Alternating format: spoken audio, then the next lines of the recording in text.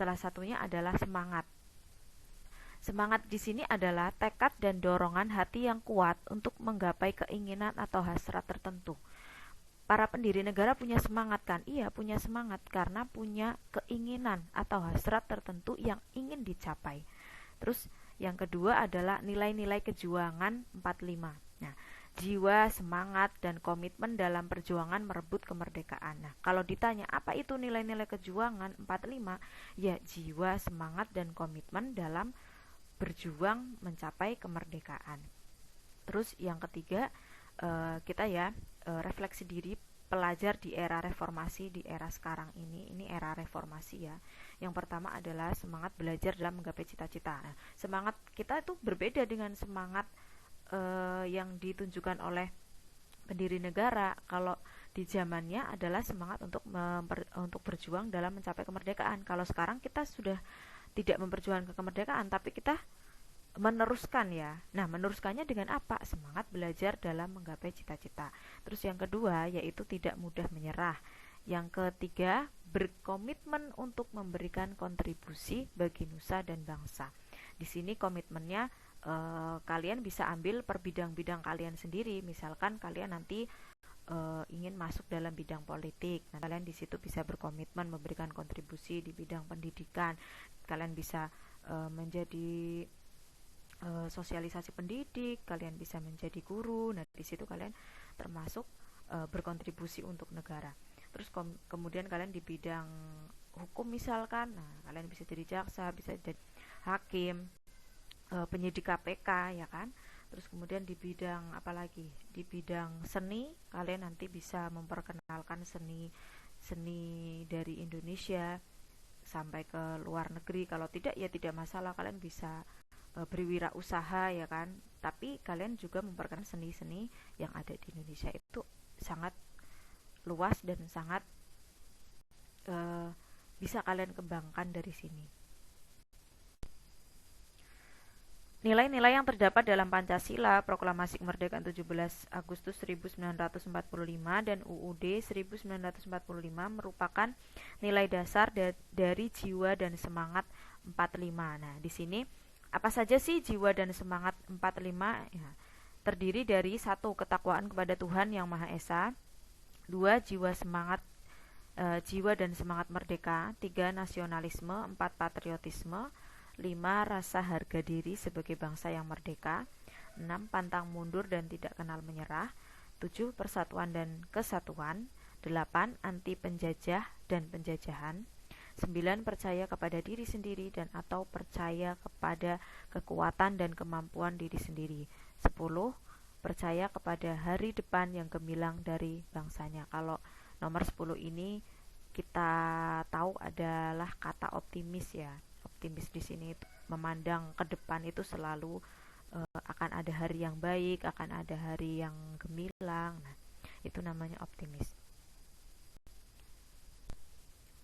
Oke, selanjutnya untuk jiwa dan semangat 45 terdiri dari yang 11, idealisme kejuangan yang tinggi. Di sini idealisme itu adalah bahwa orang itu tidak bisa tergoyahkan. Jadi kalau dia punya perjuangan yang tinggi, dengan adanya idealisme ini berarti orang itu tidak mudah tergoyahkan dengan apapun itu. Jadi mau dikasih jabatan atau uang yang besar oleh misalkan dalam masa penjajahan Belanda, para pendiri negara kan tidak tergoyahkan dengan itu. Jadi dia tetap memegang teguh kejuangan yang tinggi itu. Nah, di sini dikatakan idealisme, berarti orang yang tidak mudah goyah ya. Bisa dikatakan seperti itu. Oke, yang ke-12 yaitu berani, rela, dan ikhlas berkorban untuk tanah air, bangsa, dan negara. 13 kepahlawanan. 14 sepi ing pamrih rame ing gawe. Kalau ini kan dari bahasa Jawa ya, yang artinya bahwa orang yang banyak diam tetapi banyak isinya. Isinya di sini itu bisa pengetahuannya, keterampilannya, kemampuannya. Jadi sepi ing pamrih. Pamrih itu maksudnya dalam diam itu orang itu sebenarnya banyak sekali kemampuan dan pengetahuannya ya. Terus ke-15 kesetia kawanan, senasib, sepenanggungan, dan kebersamaan. Terus 16 disiplin yang tinggi. 17. Ulet dan tabah menghadapi segala macam ancaman, tantangan, hambatan, dan gangguan. Oke, kita lanjutkan yaitu periodisasi yang terjadi di Indonesia. Di buku paket kalian bisa membaca di halaman 136 sampai 139. Di sana terdapat 4 periode. Ya, periode pertama yaitu masa sebelum pergerakan nasional, periode kedua masa gerakan nasional, periode ketiga masa proklamasi dan perang kemerdekaan, periode keempat masa perjuangan mengisi kemerdekaan. Di buku untuk penjelasan periode 1 panjang ya. Nah, di sini akan Ibu buat poin-poinnya saja. Jadi, periode 1 masa sebelum pergerakan nasional. Yang pertama, masih berbentuk kerajaan-kerajaan. Terus yang kedua, mengusir penjajah dengan sistem perang dan masih bersifat kedaerahan. Terus yang ketiga, adanya kerukunan dan kedamaian antara pemeluk agama yang baik. Dalam masa itu sudah ada beberapa orang-orang yang memeluk agama yang berbeda-beda, tapi mereka sudah mempunyai sistem kerukunan. Yang keempat, sudah timbul jiwa, semangat, dan nilai kejuangan, yaitu kesadaran harga diri, jiwa merdeka, ketakwaan kepada Tuhan Yang Maha Esa, dan kerukunan hidup umat beragama, serta kepeloporan dan keberanian. Selanjutnya, untuk periode kedua, masa pergerakan nasional. Yang perlu kalian ingat dalam periode kedua ini yaitu jiwa nasional dan rasa harga diri bangsa yang tidak mau dijajah menggugah semangat rakyat. Kedua, lahirnya organisasi pertama yaitu Budi Utomo, kemudian diikuti oleh organisasi lain. Yang ketiga, pada tahun 1928 lahirlah Sumpah Pemuda. Keempat, Jepang menjajah Indonesia di tahun 1942 sampai 1945. Jadi untuk periode pergerakan nasional itu sebenarnya adalah tonggak yang paling jelas adalah berdirinya organisasi pertama yaitu Budi Utomo. Kemudian diikuti dengan organisasi-organisasi lainnya. Nah, untuk yang pada saat Jepang menjajah itu juga dibentuk suatu organisasi ya yang disebut BPUPKI. Untuk periode yang ketiga, masa proklamasi dan perang kemerdekaan. Nah, di sini Ibu bagi menjadi tiga bagian. Yang pertama adalah proklamasi kemerdekaan. Nah, proklamasi kemerdekaan ini terjadi pada pukul 10 waktu Indonesia Barat hari Jumat, tanggal 17 Agustus 1945 bertempat di Jalan Pegangsaan Timur nomor 56 Jakarta. Kemudian yang kedua, mempertahankan kemerdekaan. Nah, di sini ada dua perjuangan yang dilakukan bangsa Indonesia setelah merdeka ya. Satu, perjuangan mengangkat senjata. Nah, ini bentuknya perang gerilya, perang melawan agresi militer Belanda 1 dan 2, perang Margarana dan lain sebagainya. Ini di sini banyak sekali terjadi perang. Nah, di sini perangnya itu adalah tujuannya mempertahankan kemerdekaan, bukan untuk memperjuangkan kemerdekaan. Kalau untuk memperjuangkan kemerdekaan itu berarti sebelum adanya proklamasi kemerdekaan. Nah, yang kedua, perjuangan melalui jalur diplomasi. Kalau jalur diplomasi itu melalui jalur perundingan, misalkan perjanjian Linggarjati, perjanjian Romroyen. Nanti akan kalian pelajari di kelas 9. Oke, selanjutnya nilai-nilai operasional kejuangan 45. Operasional di sini itu adalah nilai-nilai yang telah dilaksanakan. Kalau nilai semangat perjuangan itu hanya sebuah kata-kata. Kalau misalkan sudah operasional berarti sudah dilaksanakan nilai-nilai tersebut. Nah, apa yang sudah dilaksanakan? Yang pertama, harga diri sebagai bangsa yang merdeka. Kedua, semangat untuk berkorban demi tanah air, bangsa dan negara. Di sini harga diri sebagai bangsa yang sudah merdeka. Kita sudah merdeka, sudah memproklamasikan kemerdekaan, berarti kita harus mempertahankan itu. Terus yang kedua, semangat untuk berkorban demi tanah air, bangsa, dan negara. Kalau di sini itu asing lagi dengan kata berkorban ya. Dari mulai berkorban harta, waktu, dan pikiran.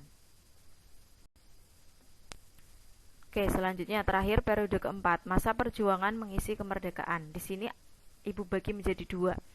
Yang pertama, tantangan kehidupan berbangsa dan bernegara. Nah, tantangan dari dalam, internal, dan tantangan dari luar, eksternal. Kalau dari dalam itu berarti ada dalam negara kita sendiri. Apa sih tantangannya? Kemiskinan, pengangguran, terus belum lagi terorisme, itu berarti yang ada dari dalam ya. Terus kriminalisasi ya kan. Terus apalagi selain itu, masalah-masalah yang timbul atau muncul di dalam negara kita sendiri. Dan yang kedua, kalau tantangan dari luar atau eksternal, itu berarti hal-hal yang ada di luar negara kita. Nah, misalkan kalau untuk zaman kita ini adalah globalisasi, di mana globalisasi itu berdampak dalam segala bidang kehidupan. Salah satunya adalah budaya. Nah, budaya dari luar bisa masuk ke dalam negara kita sehingga kita bisa e, berganti budaya ya. Jadi budaya yang dulu dengan budaya yang sekarang itu berbeda. Seiring berjalannya waktu berarti masyarakat itu selalu berubah.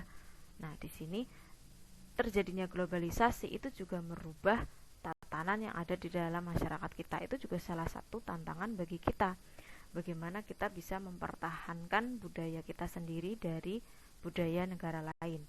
Terus kemudian nilai dasar jiwa dan semangat 45. Nah, ini kan nilai dasarnya itu berasal dari apa? Jangan sampai lupa, untuk menghadapi tantangan dari dalam maupun tantangan dari luar, kita harus tahu nilai dasar dari semangat 45 itu sendiri, yaitu Pancasila, Proklamasi Kemerdekaan 17 Agustus 1945 dan Undang-Undang Dasar 1945.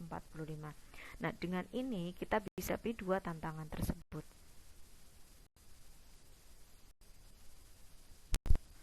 Selanjutnya untuk tugas 1 bab 3, jadi ini Ibu buat ya, ada dua tabel. Isilah tabel di bawah ini. Yang pertama, kolom pertama, permasalahan yang dihadapi negara Indonesia. Terus kolom yang kedua, cara menyelesaikan permasalahan itu. Kalian bisa nanti searching sendiri di internet atau nanti kalian bisa melihat di sekitar kalian itu punya masalah apa. Itu juga termasuk masalah bangsa Indonesia. Misalkan kalau dalam bidang kesehatan, sekarang kita menghadapi masa pandemi COVID ya. Terus cara menyelesaikan permasalahan itu seperti apa? Kalian bisa menggunakan kata-kata kalian sendiri atau kalian bisa cari sumber-sumber lain melalui internet. Untuk pembelajaran hari ini Ibu cukupkan sampai di sini. Silakan kalian kerjakan tugasnya, kemudian kalian kirim ke lewat nomor WA ataupun lewat Google Classroom. Kurang lebihnya Ibu mohon maaf. Wassalamualaikum warahmatullahi wabarakatuh.